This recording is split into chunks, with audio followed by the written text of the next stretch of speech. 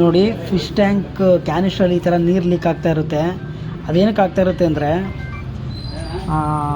Gas kit ಅಂತ ಬರುತ್ತೆ ನೋಡಿ, ಇದೆಯಲ್ಲ ಗೊತ್ತಾ, ಇದು ಈ ಕಡೆ ರಬ್ಬರ್ ಇರುತ್ತೆ. ಈ ಥರ ಒಂದು ರಬ್ಬರಲ್ಲಿ ಆ ರಬ್ಬರು ಏನಾಗಿರುತ್ತೆ ತುಂಬ ವೀಕಾಗಿ ಆಗಿ ಅದು ಇದಾಗ್ಬಿಟ್ಟಿರುತ್ತೆ.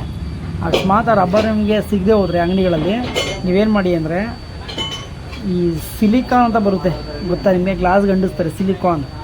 ಆ ಸಿಲಿಕಾನ್ನ ತೊಗೊಂಡು ನೀಟಾಗಿ ನಾನು ತೋರಿಸ್ತೀನಿ ಅದು ಯಾವ ಥರ ಇರುತ್ತೆ ಸಿಲಿಕಾನ್ ಅಂತ. ಆ ಸಿಲಿಕಾನ್ ನೋಡಿ ಇಲ್ಲಿದೆಯಲ್ಲ, ಈ ಥರ ಸಿಲಿಕಾನ್ ತೊಗೊಂಡು ನೀಟಾಗಿ ಆ ಸಿಲಿಕಾನ್ನ ಹೆಂಗೆ ತೋರಿಸ್ತೀನಿ ನೋಡಿ.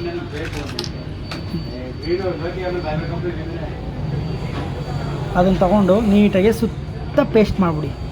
ಸುತ್ತ ಅದನ್ನು ನೀವು ಅಂಟಿಸಿದಾಗ ಅದೇನಾಗುತ್ತೆ, ಲೀಕೇಜ್ ಪ್ರಾಬ್ಲಮ್ ಬರೋಲ್ಲ ಮೇ ಬಿ. ಓಕೆನಾ? ಆಮೇಲೆ ಇನ್ನೊಂದು ಹೇಳೋಕ್ಕೆ ಇಷ್ಟಪಡ್ತೀನಿ, ಅದನ್ನು ಒಂದು 3-4 ಅವರ್ ಒಣಗಲಿ ಚೆನ್ನಾಗಿ. ಒಣಗಾದ್ಮೇಲೆ ಅದನ್ನು ತಗೊಂಡು ನೀಟಾಗಿ ಫಿಟ್ ಮಾಡಿ, ನಿಮ್ಮ ಲೀಕೇಜ್ ಪ್ರಾಬ್ಲಮ್ಮು ಸರಿ ಹೋಗುತ್ತೆ. Thank you.